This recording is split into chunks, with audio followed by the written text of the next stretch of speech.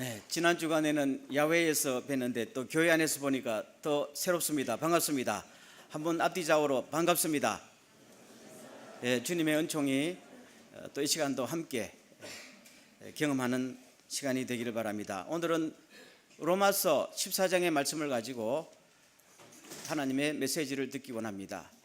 여러분, 로마서는 전반부가 우리가 믿음으로 구원을 받았습니다 하는 문제고, 후반부는 그러면 구원받은 사람은 어떻게 천국 갈 때까지 살아야 합니까 하는 실제적인 삶의 원칙을 제공해 주고 있죠. 오늘은 개인적인 삶보다 가정 혹은 교회, 또 교회 안에 여러 가지 단체들이 있죠. 그 속에서 어떻게 사이좋게 살아갈 수 있는가, 하나님의 원칙을 말씀해 주고 있는 것입니다. 이 성경의 메시지가 우리 삶에 굉장히 중요한 열쇠와 같은 기능을 할 수 있기를 주의 이름으로 축원합니다.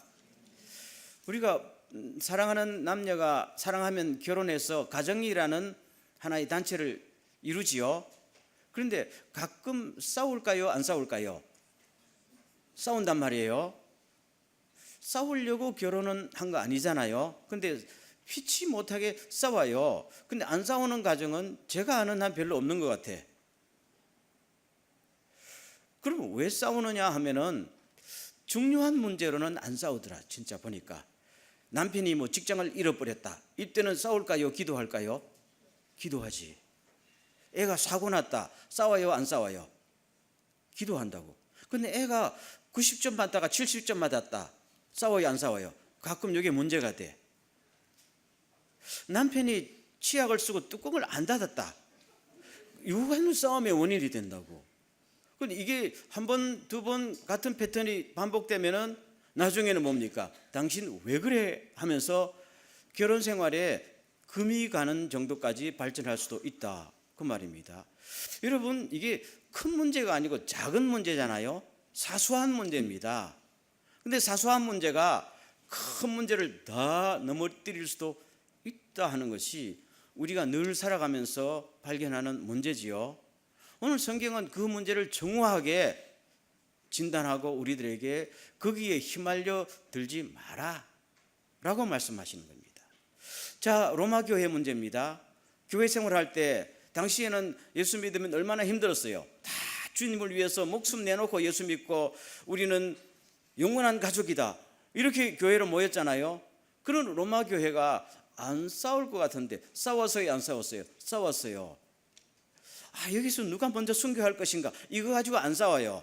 항상 무슨 문제? 먹는 문제. 먹는 문제가 싸웠어요. 그 다음에 절기를 지키느냐 안 지키느냐 문제. 자, 먹는 문제부터 보겠어요. 오늘 본문 1절을 비춰보세요. 믿음이 연약한 자를 너희가 받되 그의 의견을 비판하지 말라. 2절 다 같이. 어떤 사람은 모든 것을 먹을 만한 믿음이 있고 믿음이 연약한 자는 채소만 먹는다. 그러니까 같이 신앙생활 하는데 어떤 사람은 나는 절대로 고기 안 먹는다 하는 사람이 있었고, 어떤 사람은 나는 고기 마음대로 먹을 수 있어 하는 사람이 있었단 말입니다. 그럼 이 문제가 단순히 고기를 안 먹는다 채식주의자냐 아니냐 이 입장이 아니고 신앙의 문제하고 결부되어 있기 때문에 이거는 싸움이 될 수밖에, 싸울 때 목숨 걸고 싸울 수 있는 거 아닙니까? 이걸 로마 교회 문제만 아니고 고린도 교회, 에베소 교회, 골로새 교회, 당시 거의 대부분의 교회가 먹는 문제하고 절기 지키는 문제 때문에 싸웠어요. 사도 바울 입장에서 보면 이게 큰 문제냐 작은 문제냐, 이게 큰 문제 아니다. 근데 이것 때문에 싸워서 교회가 갈라져 버리지요. 그럼 교회가 갈라지면 교회를 위해서 목숨 버릴 수 있는 주님의 희생이 뭐가 되는 거예요? 자, 그럼 왜 싸우느냐 보겠어요.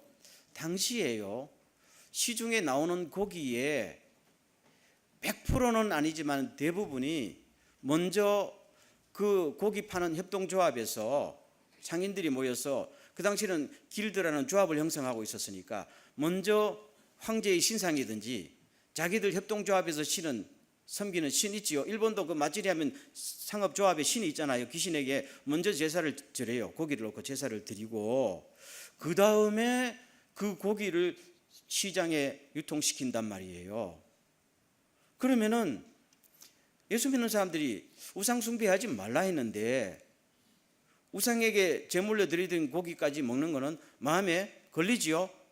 그러면 시중에 나와 있는 고기 중에 어떤 고기가 먼저 우상에게 바쳐진 고기인지 알 수가 있어요, 없어요? 모른단 말입니다. 그럼 일일이 이게 우상에게 바쳐진 고기입니까? 라고 파는 사람에게 물으면 가르쳐 줄까요? 절대로 안 가르쳐 주지요. 그러니까 이것이 마음에 갈등이 되는 사람은 실제 고기를 안 사 먹어요. 나는 내 신앙을 위해서 고기 안 먹는다 라는 입장을 취하게 되는 것이죠. 그래서 믿음이 연약한 자는 채소만 먹는다 했단 말입니다. 왜 이 믿음이 연약했나 하면은 그 사람이 믿음이 연약했다기보다는 마음이 약했단 말입니다. 센 사람이 있고 약한 사람이 있잖아요.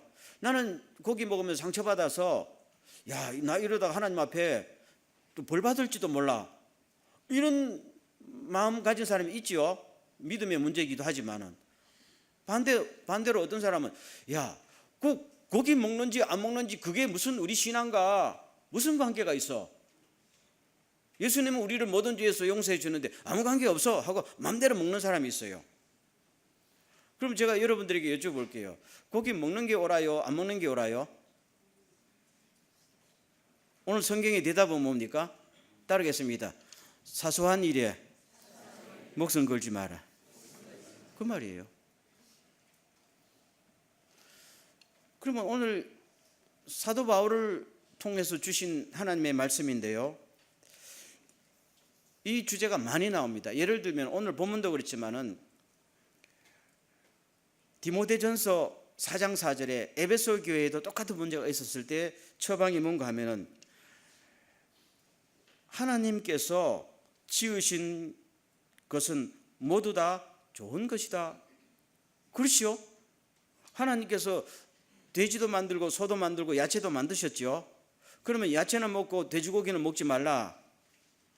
그건 아니지요. 그래서 사도 바울을 통해 주신 말씀, 하나님이 주신 모든 것은 다 좋은 것이다. 아멘. 진짜 믿어요. 그렇죠? 그렇다고 아무거나 뭐 마약 같은 거 먹지 말고 하나님께서 음식물로 주신 모든 것은 좋은 것이에요. 예수님도 말씀하셨죠. 입으로 들어가는 것이 더러운 것이 아니고 입에서 나오는 것이 더럽다 했잖아요. 그렇죠? 그래서 감사하는 마음으로 받으면은 버릴 것이 하나도 없습니다. 그러니까 먹어도 된다는 말씀이지요. 그 말입니다. 그럼 제가 한번 여쭤보겠어요. 제가 어떤 집에 갔어요. 신방을 갔어요. 그때 당시 요새 말고 옛날 AD 1세기를 생각해 보세요. 그런데 고기가 나왔어요. 돼지고기가 나왔어요.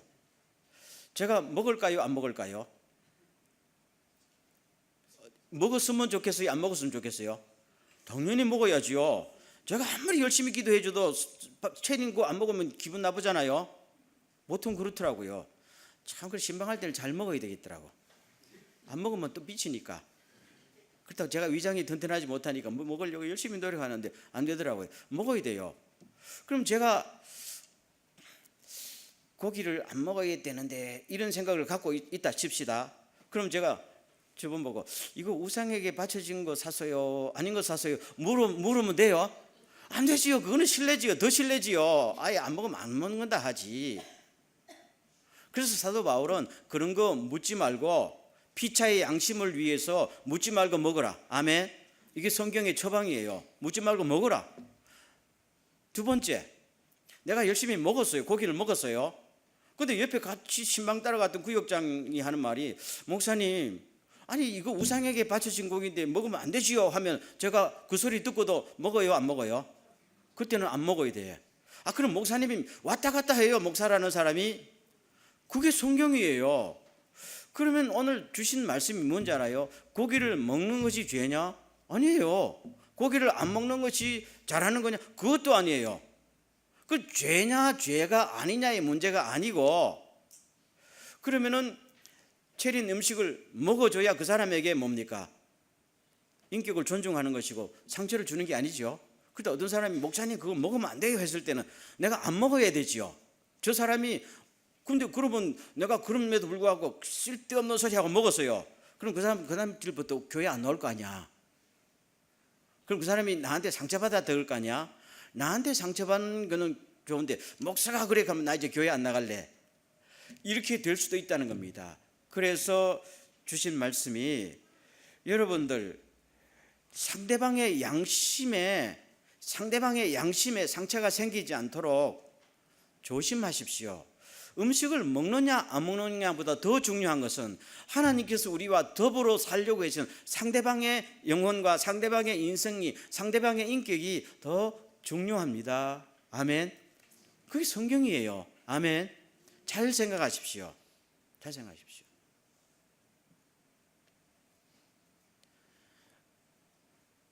그 다음에 두 번째 말씀 5절을 봅니다.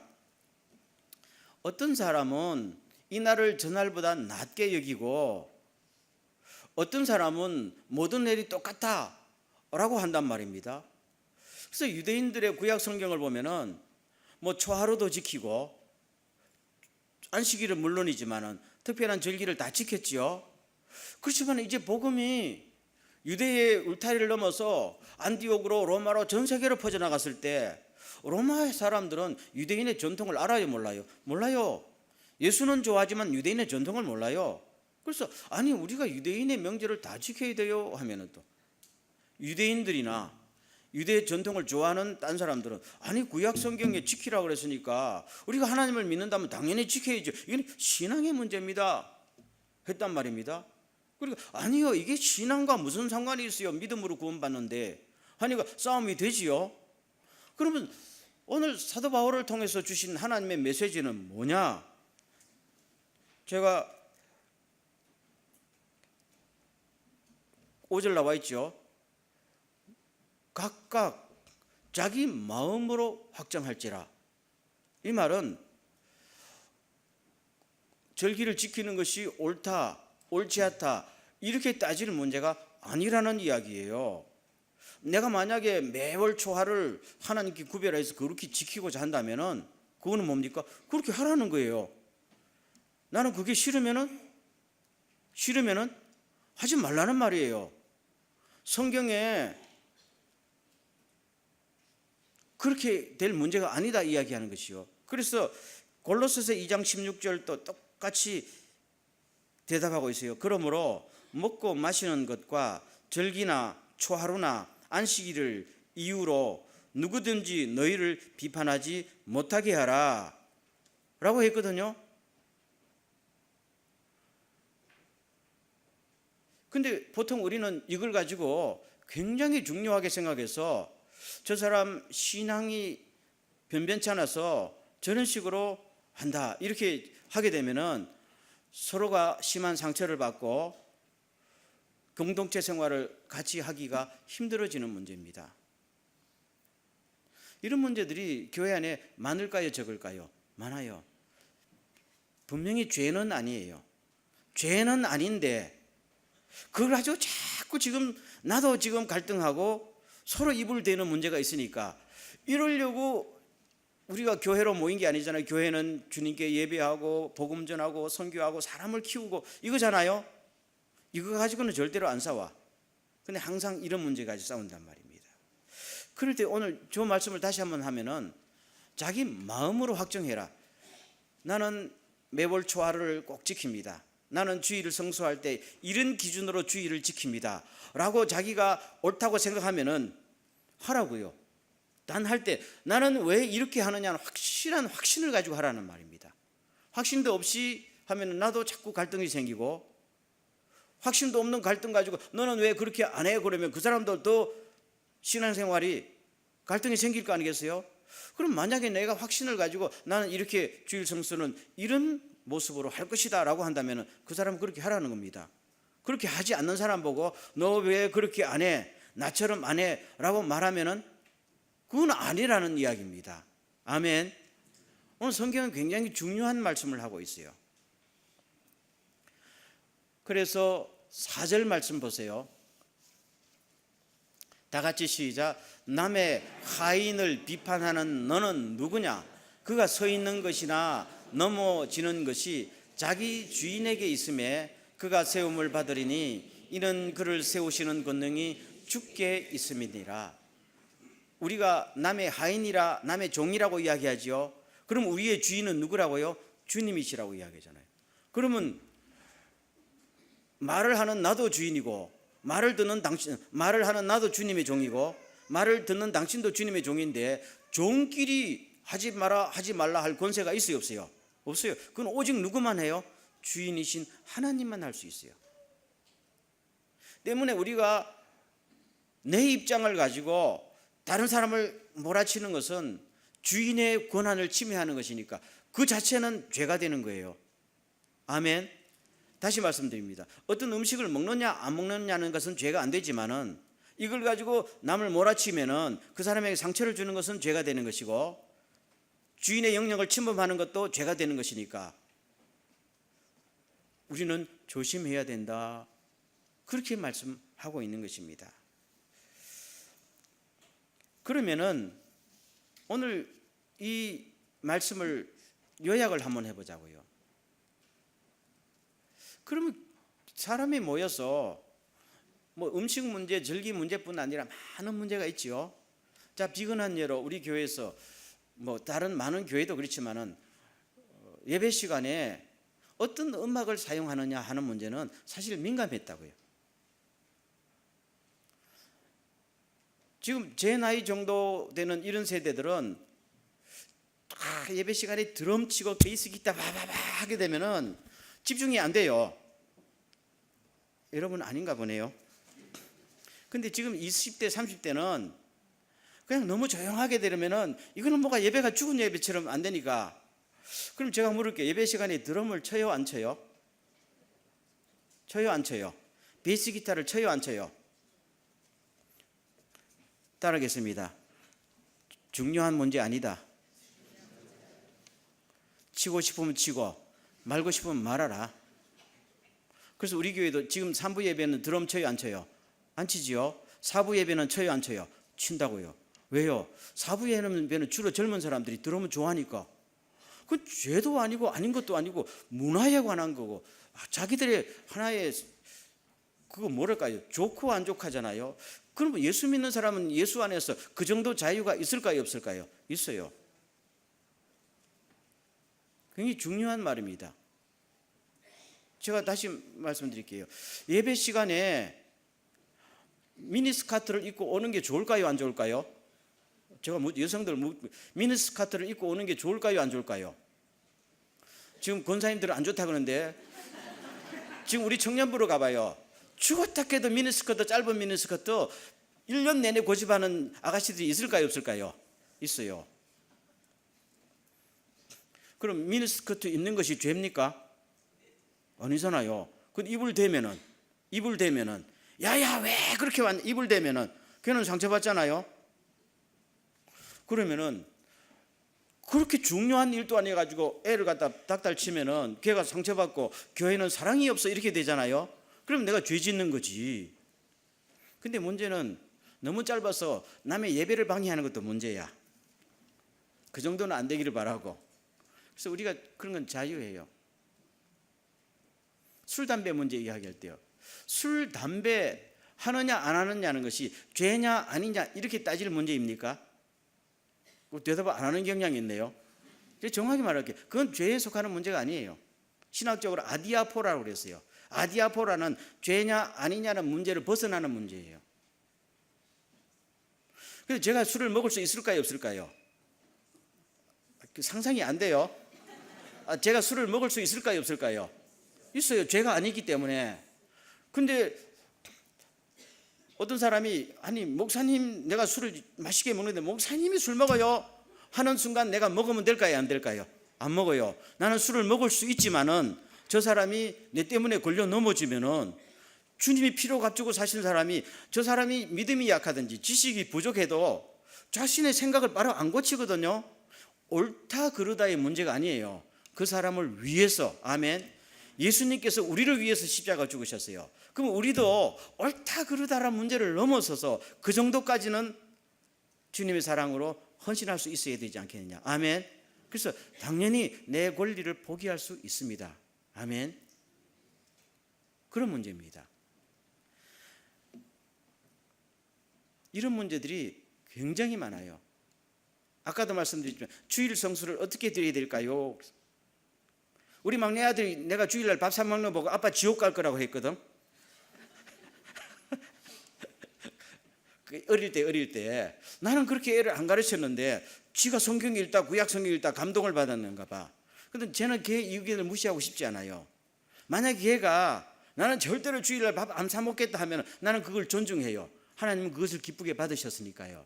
그 나는 또 교인들하고 올려보다니까 목사님 예배 마치고 식사로 갑시다 그러면 안 가면은 그게 그렇게 우리의 구원에 크게 관계 있는 문제가 아니라고 생각하거든요.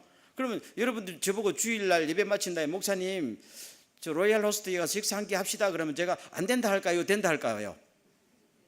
한번 해봐요.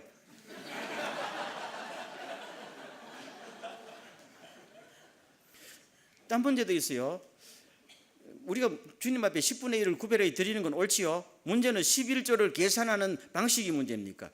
목사님 총이익에서 할까요? 순이익에서 할까요? 뭐를 다 빼고 할까요? 저한테 물으면 제가 답을 할까요? 안 할까요? 안 해요. 성경이 그 문제에 대해서 답을 안 하거든요. 뭡니까? 믿음의 분량대로 하세요. 순이익에서 하고 싶은 사람은 안 말려요. 그러나 주님을 더 사랑해서 나중에 나는 총이익에서 드리고 싶다는 사람은 드리세요. 그러면 주님이 그걸 기쁘게 받아요? 안 받아요? 기쁘게 받으세요. 아니야 나는 10분의 1 가지고 안 돼 10분의 9를 바치고 싶어요. 하나님께서 바치지 마라 그럴까요? 다 받으세요. 아멘. 우리는 결국 그 차이를 가지고 남을 비판하거나 내가 시험에 들거나 하지 않기를 바란다 하는 것이 중요합니다. 그러면 결론이 뭐예요? 따지면은 몇 가지 결론을 내릴 수 있어요. 첫째는 주님의 영광을 위해서 하십시오. 아멘. 내가 하고 있는 것이 이것이 정말로 내가 지금 갖고 있는 성경의 지식과 내가 갖고 있는 믿음의 분량으로 생각할 때 이것이 정말로 하나님 앞에 최대 영광이 되느냐, 이것이 우선적으로 따져주시기를 주의 이름으로 축원합니다. 그래서 오늘 말씀 보세요. 7절 8절 말씀 보세요. 다 같이 시작. 우리 중에 누구든지 자기를 위하여 사는 자가 없고 자기를 위하여 죽는 자도 없도다. 우리가 살아도 주를 위하여 살고 죽어도 주를 위하여 죽나니 그러므로 사나 죽으나 우리가 주의 것이로다. 아멘. 나도 주님을 위해서 죽겠다는 사람이고 당신도 주님을 위해서 죽겠다는 일념으로 살아가고 있으면은 다른 거는 크게 보이지 않아요. 그렇죠? 때문에 죄가 되느냐 안 되느냐 이 문제가 아닌 다른 많은 문제들은 다 이 문제 안에 포함되어 있고 오직 주님을 위해서 목숨 바치겠다는 사람, 다만 그 스타일이 다를 뿐이다, 문화의 차이가 있을 뿐이다 라고 생각하면서 이것을 끌어안고 함께 가는 이 우선순위를 바로 아는 것이 굉장히 중요하다 하고 말씀하십니다. 그래서 고린도전서에도 보면은 그런즉 너희가 먹든지 마시든지 무엇을 하든지 다 하나님의 무엇을 위해서? 영광을 위해서 하십시오 라고 말하고 있습니다. 두 번째 하나의 초점이 되는 것은 먼저 개인보다는 단체를 생각하십시오. 내 개인보다는 나의 가정을 생각하시고 내 개인보다는 교회를 생각하십시오. 하나님께서 교회를 위해서 자기 목숨을 버리셨기 때문에 우리를 가정으로 모아주시고 교회로 모아주신 데는 모이지 않으면 안 되는 하나님의 은혜가, 특별한 은혜가 있을 줄로 믿습니까? 아멘. 두세 사람이 모인 곳에 내가 있노라 주님이 약속하셨거든요. 혼자 있으면 그런 축복이 없는데 모일 때만이 주어지는 독특한 하나님의 축복이 있어요. 비건 아니라 여러분 집에 있으면 제가 설교할까요? 모였기 때문에 예배하고 설교하고 이건 모임 가운데서만 가능한 하나님의 놀라운 은혜란 말입니다. 근데 모여서 사소한 것 때문에 싸우다 보면 예배가 손실되잖아요. 예배가 무너지잖아요. 그 때문에 항상 나의 사소한 의견보다는 주님 우리 교회로 모이신 주님의 목적과 축복이 뭡니까? 하면은 내가 이 목적을 위해서 이 축복을 최대치로 만들기 위해서 의견의 차이를 좁히는 노력이 필요하다. 내가 옳다 그르다의 문제가 아니에요. 물론 절대로 굽힐 수 없는 옳다 그르다의 문제가 있어요. 십계명에 관한 것이라든지. 그렇지만 대부분의 경우는 소위 아까 말한 아디아포라의 문제, 이렇게 해도 되고 저렇게 해도 되는 큰 문제가 아닌 문제를 가지고 우리는 너무 크게 생각하면은 목적을 망친다. 그 다음에 세 번째로 상대에 대한 존중이 필요합니다. 여러분 아까도 14절 읽었지만 우리의 주인은 예수 그리스도고 예수 그리스도는 우리를 위해서 목숨을 버리셨어요. 만약에 우리를 상대가를 진심으로 존경한다면은 우리의 많은 행동이 달라져요. 당장 우리 구역에 일본의 총리가 나왔다. 그리고 총리하고 같이 대화할 때 함부로 총리를 간섭해요, 안 해요? 말 못해요. 하고 싶어도 말 못해요. 그 사람은 비중 있는 사람이니까. 그런데 그 사람의 비중을 평가하는 근거가 뭐예요? 사회적인 지위와 파워를 가지고 보잖아요. 근데 성경은 그렇게 보면 안 되고 이 사람을 위해서, 당신을 위해서 누가 죽으셨어요? 하나님의 아들 예수가 죽으셨습니다. 그래서 당신은 충분한 존경을 받을 가치가 있습니다. 아멘. 뭘로 그 사람의 가치를 증명해요? 주님이 그 사람을 위해서 죽었다는 것보다 더 큰 존경의 근거가 있을까요? 없잖아요. 그 사람이 바보라 할지라도, 그 사람이 돈이 없다 할지라도, 그 사람이 조금 거칠게 보인다 할지라도 그 사람은 주님이 그 사람을 위해서 죽으셨단 말입니다. 때문에 판단은 누가 해요? 주님이 하셔요. 내가 쉽사리 그 사람을 가지고 판단할 문제가 아니다. 그렇게 되면 내가 하나님의 권한을 침해하는 것은 죄다, 그렇게 말씀하고 있죠. 여러분 한국에 어느 항공회사에서 또 가족이 다 그렇더만 갑질했는데 왜 그렇게 할까 할 때에 이런 그 경우는 아니에요. 제 생각에는 한국 사회가 점점 더 그런 있는 사람은, 힘이 있고 돈이 있는 사람은 당연히 남에게 상처를 줘도 된다는 이 사고방식이 옛날보다 점점 더 많아지는 것 같은 그런 분위기를 느껴요. 드라마를 봐도 그렇고. 근데 그런 사람들 입장에 보면은 옛날이 참 좋았던 것 같아. 옛날에는 꼼짝도 못했잖아요. 어디 고개를 쳐들어? 옛날에 어떻게 미투 운동이 벌어져? 몇십 년 전만 해도 미투 운동은 상상도 못했잖아요. 근데 요새 그 미투 운동에 걸린 사람들이 억울하지요. 옛날에는 아무 문제가 없었던 건데 요새는 자꾸만 떠들어. 이것들이 겁도 없이 이렇게 될 거 아니야. 근데 성경은 처음부터 그 여지를 없앱니다. 저 사람 함부로 할 사람 아니에요. 아멘. 한 인간에 대한 존중이 진심으로 있다면요, 이 문제 안 벌어져요. 절대로 안 벌어져요. 해서 안 돼요. 그 사람을 위해서 누가 죽으셨어요? 예수님이 죽으셨어요. 그런데 내가 함부로 해요? 돈이 없다고 함부로 하고, 믿음이 부족하다고 함부로 하고, 교회 생활에 경험이 없다고 함부로 해요? 안 되지요. 아멘. 안 될 일을 우리는 마치 해도 되는 것처럼 살았던 것이 지난 한국 사회였고, 교회 안에도 그렇단 말이에요. 큰 교회 작은 교회 차이가 어디 있어요? 없잖아요. 하나님은 연약한 사람을 굉장히 더 불쌍히 여기죠. 여러분들은 아픈 자식 더 사랑하지 않아요? 마찬가지랍니다. 잘난 자식은 뿌듯하지만 아픈 자식은 더 마음속에 묻는단 말이에요. 주님의 마음은 더한 거 아니겠어요? 우리가 이 주님의 마음을 안다면은 우리 공동체 생활을 하는데 남편과 아내 중에 주님이 그러시잖아요. 아내는 연약한 그릇이라 했다. 그렇기 때문에 아내의 상처를 주면은 남편의 기도가 막힌다 그랬어요. 남편이 기도 안 들겠다는 겁니다. 요새는 받게 됐지만은. 때문에 모든 것이 그렇단 말이죠. 그렇다면은 우리가 이런 죄가 되느냐 안 되느냐 이 문제가 아닌 많은 문제에 관해서는 참 이 경우에 주님 얼마나 이 일을 통해서 주님이 영광 받으실까요? 그리고 우리나 가정이나 교회에 플러스가 되는 것이 뭘까요? 이 행동이 정말로 상대방을 존중하는, 하나님 앞에서 양심에 부끄러움이 없는 상대방을 존중하는 나의 행동일까요? 하는 것을 생각하는 것이 크리스찬이다. 이런 깨달음과 생각의 전환이 일어나기를 주의 이름으로 축원합니다. 그래서 성경 두 구절만 읽고 마치겠습니다. 1절 말씀.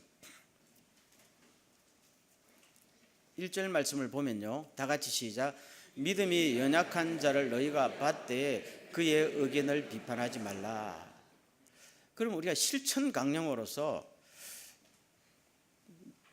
믿음이 연약한 사람이 있어요. 이 말은 아까 말한 대로 어떻게 해야 돼요? 이 문제는 어떻게 해야 돼요? 하면서 자기도 갈등을 하는 사람도 있잖아요. 그러면 이런 사람의 입장을 굉장히 존중해 주면서 그 사람이 바르게 신앙생활을 그리고 행복하게 할 수 있도록 옆에서 자꾸 도와줘야지 비판하면 안 된다. 그리고 그 사람을 뭐 하라고? 받아주라는, 억셉트 해주라는 거예요. 저는 우리 동경교회가 포용성이 있는 교회가 되기를 주의 이름으로 축원합니다. 저도 앞으로 마음의 폭을 점점 넓혀가야 되겠지만 경우에 따라서는 신앙이 약한 사람도 있고, 그렇지요, 여러 가지 습관의 문제도 있고 많은, 우리는 죄 문제를 해결하고 교회에 나오는 게 아니고 죄를 그대로 가지고 나오잖아요. 아멘.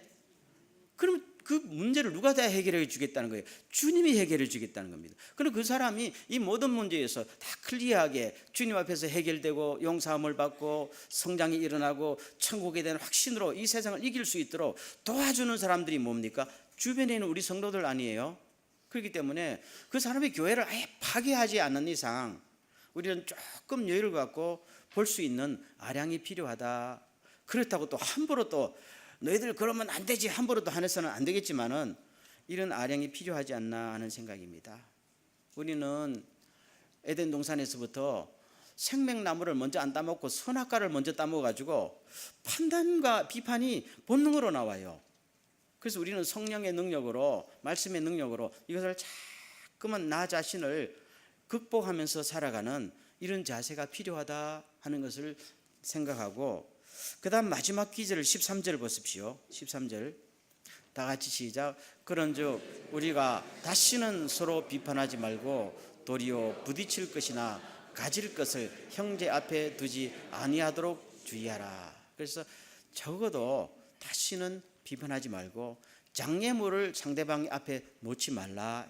내가 막 강하게 이렇게 신앙생활하면 당신 안 돼요 그러면서 자기도 못하면서 이렇게 장애물을 서로 놓지 않도록 해서 우리 다 약하지만 서로 도우면서 영원한 천국까지 승리하면서 갈 수 있는 공동체, 특별히 여러분들의 가정 될 수 있기를 주의 이름으로 축원합니다.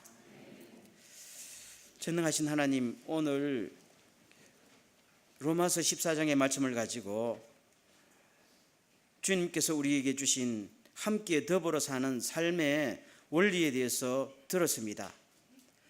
각자가 이 말씀을 가지고 적용할 때 성령님께서 인도하셔서 지혜롭게 잘 적응함으로 말미암아서 가정이나 교회에서 혹은 직장에서 하나님의 영광이 되고 덕이 되고 상대방을 세워주는 주님의 일꾼이 될 수 있도록 우리를 사용하여 주시고, 그 모습을 보면서 우리는 너무나도 감사하고 기쁘며 보람을 느끼는 우리의 일생 되게 하여 주시옵소서.